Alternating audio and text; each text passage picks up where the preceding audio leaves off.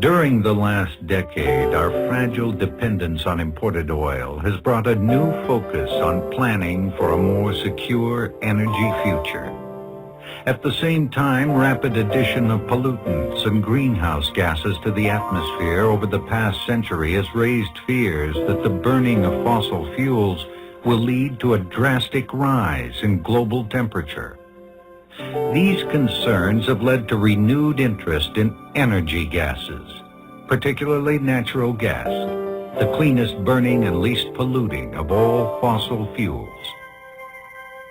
Gases have unique properties.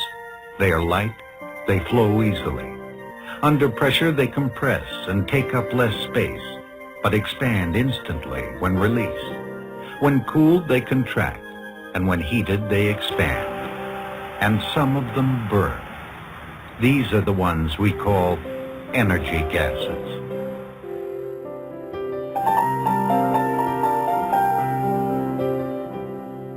"200 years ago, wood fueled our homes and businesses.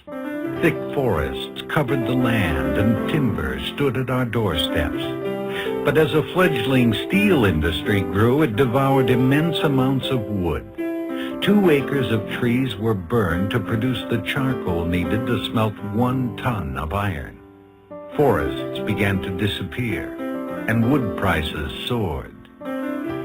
Coal began to fuel railroads and an expanding industrialized society. It was cheaper, cleaner burning, and more compact. Still, coal is bulky and expensive to transport, so early industrial development was limited primarily to the coal-bearing regions in the eastern United States. After the discovery of oil in Pennsylvania in the 1860s and the later Texas oil boom that began in 1901, the more convenient liquid fuels caught the public's attention, and demand grew rapidly.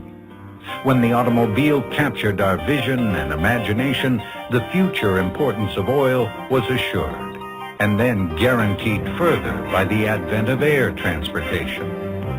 Oil and gasoline underwrote an unprecedented, worldwide industrial expansion and 2 world wars. Today, our economy runs on oil, a commodity of immense strategic importance that fires international tensions while it fuels our society. We seem to have reached a critical point in our energy history. We're dependent on foreign oil, uncertain about the effect of fossil fuels on the atmosphere and our health, and struggling to find a balanced energy policy. To plot our way through this maze of problems that confront us, more than anything, we need clear information. Here, our focus is on energy gases, particularly natural gas, methane, a fuel that may help us move into a cleaner and more secure energy future. Over the past 200 years, we've replaced each dominant energy source, first wood, then coal, with a newer, cleaner, and more convenient fuel. We may well be in the early stages of yet another transition, this time from oil to natural gas. Natural gas now accounts for about 25% of our energy needs. 50 million families and 4 million businesses rely on natural gas for fuel. Natural gas also provides the intense heat needed for industrial processes. And vehicle fleets throughout the United States are being converted to natural gas. Cars can be easily and safely operated on natural gas with revisions to the fuel system, and natural gas storage cylinders that are virtually indestructible. But natural gas brings new questions to an energy marketplace that has experienced 2 decades of periodic disruption and confusion. What is natural gas? How does it form? Where do we find it? How much is there? What will it cost? And how will it affect the environment? Natural gas occurs throughout the Earth's crust. It is not simply a byproduct of oil, as many of us assume. It is actually a fuel in its own right, different from oil in its occurrence, its properties as a gas, and in its origin. Oil occurs mainly at depths less than 10,000 feet, and always in association with natural gas. But natural gas occurs to depths of at least 40,000 feet, often on its own, but also in association with coal, and even dissolved in hot brine. Natural gas is forming today in landfills from the breakdown of organic materials, and is even found lodged within the crystal structure of ice. Methane is the main component of natural gas. This simple compound contains less carbon and fewer impurities than coal or oil and burns more cleanly than either. Most importantly, burning natural gas produces less carbon dioxide, a major contributor to the greenhouse effect and potential global warming. Burning natural gas also adds fewer nitrogen compounds and almost no sulfur to the atmosphere, resulting in less of the acid rain and acid fog that are produced from the combustion of oil and coal. Like oil, natural gas is formed from organic materials contained in rocks. When these rocks are heated slowly in the earth or more rapidly in a test tube, the organic material breaks down, forming oil and natural gas. Unlike oil, however, natural gas is also produced from organic matter by the work of archaebacteria. These organisms occur in the earth almost everywhere that oxygen is absent, at least to temperatures of 97 degrees centigrade. Most oil and natural gas originate from the decomposition of plant materials that accumulate in lakes, marshes, and along the shores of oceans. At shallow depths, archaeas produce methane from these plant remains, sometimes in large amounts. As the sediment layers are buried, temperature rises. At depths of about 2 miles, heat begins to break the chemical bonds of organic molecules, forming oil and natural gas. As burial continues, temperature rises still higher. Oil becomes unstable, and only natural gas forms. Pushed by pressure and buoyancy, the oil and natural gas travel from their source, moving through the earth at perhaps a few inches per year. Some is trapped by dense layers of impermeable rock called seals. If enough pore space is available beneath the seal, a rich deposit of oil and gas may develop. Most oil and gas never gets trapped. Some remains in the source, while the rest moves to the surface. Natural gas enters the atmosphere, and oil turns to tar, or is decomposed by microorganisms. Much of the natural gas we have found was discovered during the intense ongoing search for oil. This oil-associated natural gas is known as a conventional resource because it can be tapped using standard techniques. Recent estimates by the National Petroleum Council show that we have at least 775 trillion cubic feet of conventional natural gas available to us in the United States. 40 years' supply if we burn it at the rate we do today. These conventional resources represent only a part of the natural gas that's available to us. Natural gas also occurs in places that are more difficult to develop and more expensive to produce. These occurrences, known as unconventional resources, include tight gas, coal bed methane, deep gas, and methane hydrates. Together, these have the potential of providing large amounts of natural gas for the future. Tight gas occurs in rocks like the massive sandstones that form the cliffs of Mesa Verde National Park in southwestern Colorado. Farther south, these same layers lie buried beneath thousands of feet of rock in the San Juan Basin. Here, they house vast stores of natural gas, but hold it tightly locked in isolated cells. Pores in these tight gas reservoirs are unconnected, like holes in a Swiss cheese, or linked only by microscopic cracks. The gas moves slowly through the rock, or not at all, making it difficult to collect. But large natural fractures crack open the pore space, freeing the gas.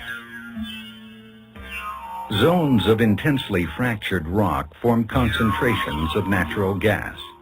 New technologies let drillers pierce these zones horizontally, tapping several from a single well and making the difficult job of recovery more efficient.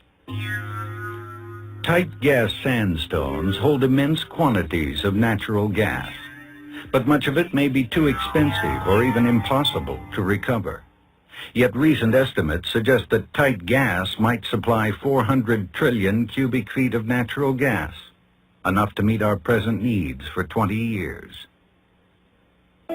Coal bed methane, a useful resource, was once seen only as a deadly threat to miners. At just the right mix with air, at the slightest spark or flame, the gas explodes. Canaries once warned miners of dangerous gas concentrations. More recently, giant fans have been used to ventilate mines, greatly reducing the chance of explosions.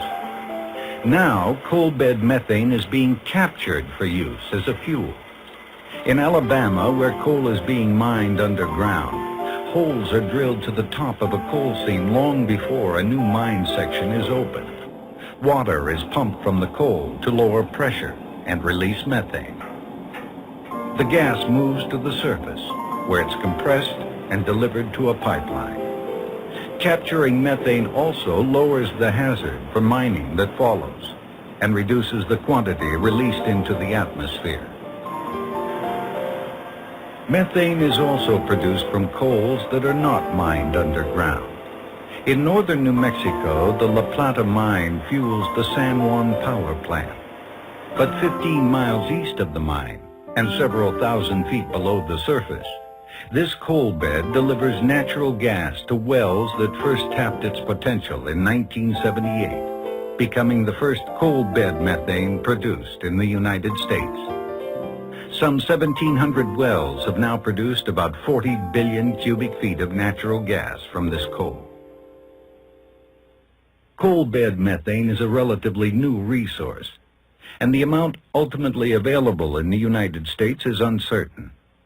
Our best estimates now indicate about 90 trillion cubic feet, or 4 to 5 years' supply added to our natural gas reserves. Deep gas comes from wells that pierce the crust to depths of over 15,000 feet. Some penetrate over 5 miles into the earth. The extreme pressures at these depths require massive wellheads to contain their potentially destructive force. The searing heat of deep gases, sometimes more than 300 degrees centigrade, must be cooled before the gas can enter a pipeline. Hundreds of deep wells have been completed, and they've tapped large accumulations of natural gas, but they are difficult to drill and expensive to complete. Low prices for natural gas have slowed development, and the extent of the resource is unclear. At present, we can't predict how much deep gas might be available, but its potential remains enticing. This is not ordinary ice. It is gas hydrate, a type of ice that burns. It is also the most abundant form of methane on Earth. In gas hydrates, methane molecules are caged in a lattice of frozen water. A large amount of gas can be stored in a very small volume of ice.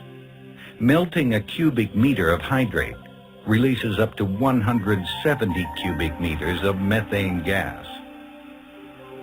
Natural gas hydrates are found throughout the world. They occur abundantly in ocean floor sediments and in the permafrost of polar regions. These vast deposits contain huge amounts of methane. But gas hydrates are not included in estimates of resources. because we don't yet know if we will ever be able to use them. Work is now underway to understand this unique material and add it to our future energy supplies. If developed, natural gas from hydrates would last us for centuries. An almost limitless source of methane might be available if one very radical hypothesis proves correct. This idea suggests that natural gas and oil come from materials containing carbon that accumulated during the formation of the planet. According to this theory, combinations of these materials present throughout the Earth migrate upward into the crust where they deposit gas and oil. But geologists generally reject the idea of huge concentrations of methane coming from deep within the Earth. Nevertheless, it has attracted millions of dollars to drill deep test wells into granites in Sweden, rocks that are unlikely to contain organically derived gas or oil. Small amounts of methane and other hydrocarbons have been found, but their origin is uncertain, and the validity of the hypothesis remains unclear. Certainly knowing something about the origin and occurrence of natural gas can better help us understand discussions of domestic energy policy. But as consumers who depend upon energy would really like to know how far into the future these supplies will be available and at what costs. The U.S. Geological Survey and other organizations regularly make forecasts regarding the amount of oil and gas that remains undiscovered, both within the United States and throughout the world. Estimating the amount of a resource hidden in the earth is a little like guessing the number of jelly beans in a very large jar. Even if you could count the ones you see, there's all that stuff in the middle that's jumbled up and out of sight. But the jelly beans filled the jar, while natural gas is only scattered through the Earth's crust, making resource estimation even more difficult than jelly bean guessing. Information is limited to the production histories of known gas fields and basins, and the new discoveries that come online. But we must also consider the natural gas that lies still untouched, and estimating this requires an educated guess. Through the years, the careful procedures of resource estimators have tended to underestimate the amount of natural gas available for our use. Widely accepted estimates of natural gas resources now project an available supply in the United States of 1,200 to 1,500 trillion cubic feet, or TCF. Today, we use about 20 TCF per year, so there's enough natural gas available to fulfill present needs for about 75 years. If we used 40 TCF per year, double the present rate, supplies would last nearly 40 years. And remember, these are conservative estimates and don't take into account the potential supplies of deep gas or gas hydrates. But it is not quite this simple, because supplies of natural gas are in part related to price. As price increases, producers will put more money into development of resources, coal bed methane or tight gas, for example, that were once unprofitable. So as price rises and sources that were once uneconomic begin to be developed, more natural gas becomes available. There is, of course, a limit to this increase, but the development of natural gas is at an early stage, and the upper limits of supply are still not known. With energy resources, however, factors other than supply and demand also come into play, and some, such as the indirect costs resulting from atmospheric pollution, are tricky to deal with. Some indirect costs of burning fossil fuels are included in the price we pay for energy. The cost to an electric utility or manufacturer for reducing the emissions from a factory or power plant is included in the price we pay for electricity and consumer goods. The cost to a coal company of restoring strip mines and making the land productive once again is passed on in the price paid for coal. But what of the costs that are not included in the price we pay? What of the cost, for instance, of health problems such as asthma, emphysema, and heart disease that are aggravated by smog and ozone produced by cars, trucks, and planes? What of the cost of environmental damage from oil spills and acid rain? What of the more easily understood costs of highway maintenance and repair? Though most of us don't associate these various costs with our energy bills, we pay for them nonetheless. Some are hidden in today's costs for health care, farm products, and manufactured goods. Some we pay for through fuel taxes. Other costs, however, will not come due for years or even decades. The most important of these may be the economic consequences of climatic change, resulting from the buildup of greenhouse gases in the atmosphere. Carbon dioxide in the atmosphere absorbs heat that is radiated from the Earth. Instead of moving out into space, much of this heat is radiated back to the surface. This process has moderated Earth's temperature for hundreds of millions of years, making it habitable. But if the amount of carbon dioxide in the atmosphere increases dramatically, this delicate equilibrium could shift, and global temperature might begin to rise significantly. Our present understanding of atmospheric change and global warming is by no means complete.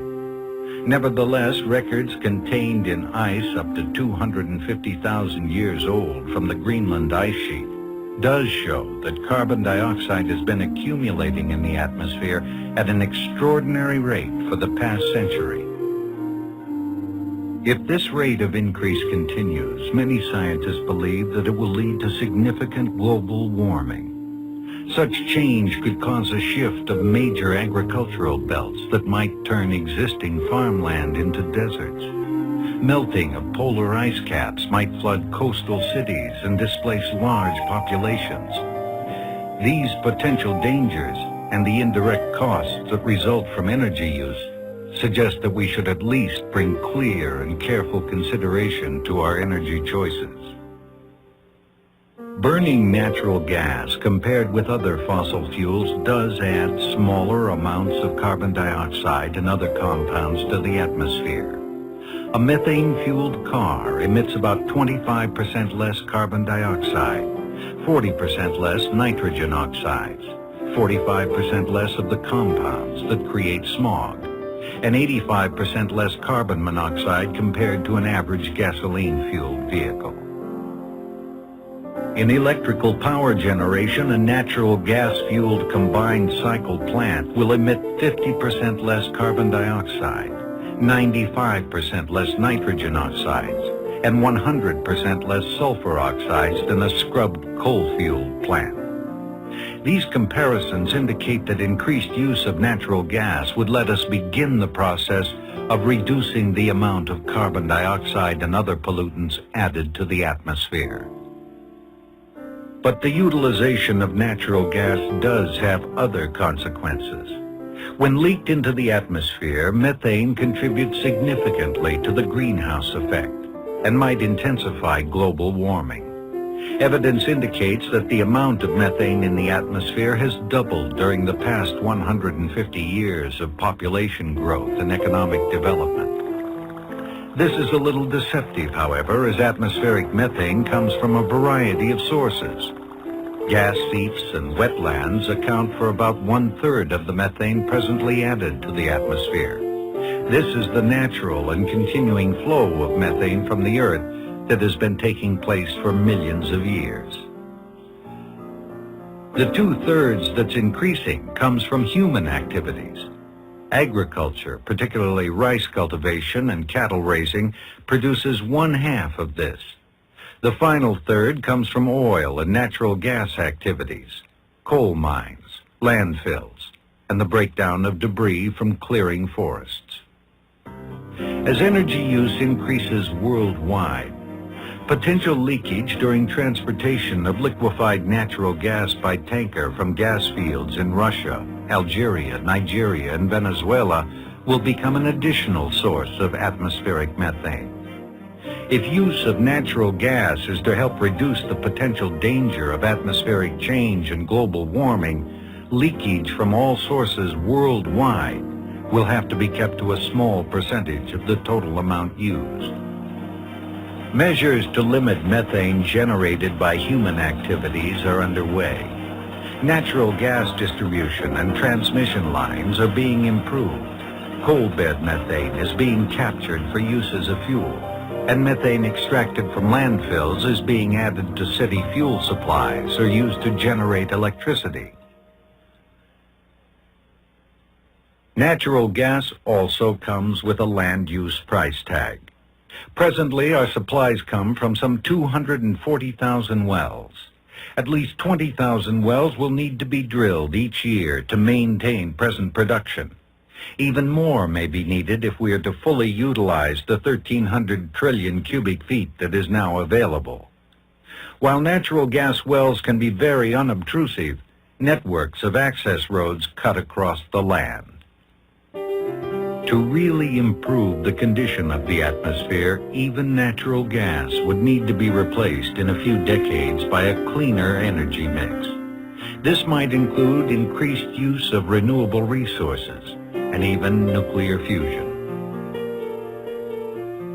Or it might mean using hydrogen, which powers this experimental car. Hydrogen, however, does not occur naturally in large quantities and would have to be produced from water or even methane using energy from renewable resources. Some experts think that new clean-burning coal technologies will fuel society for centuries. But no matter what fuel we decide to use, most energy analysts agree that increased efficiency and conservation must play a more significant role in energy planning.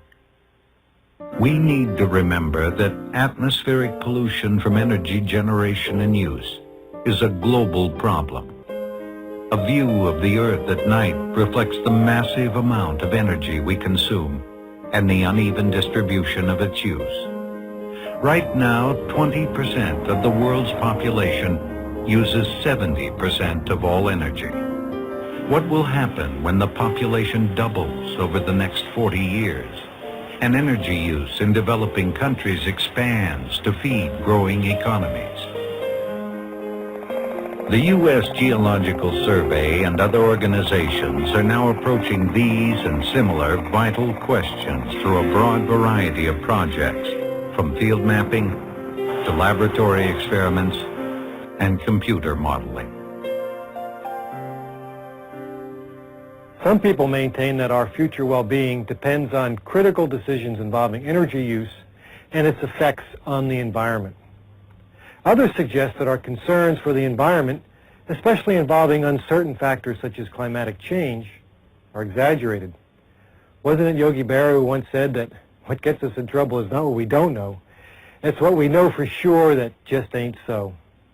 Perhaps we need to take a look at what we seem to know, as well as those factors that we don't know about energy resources.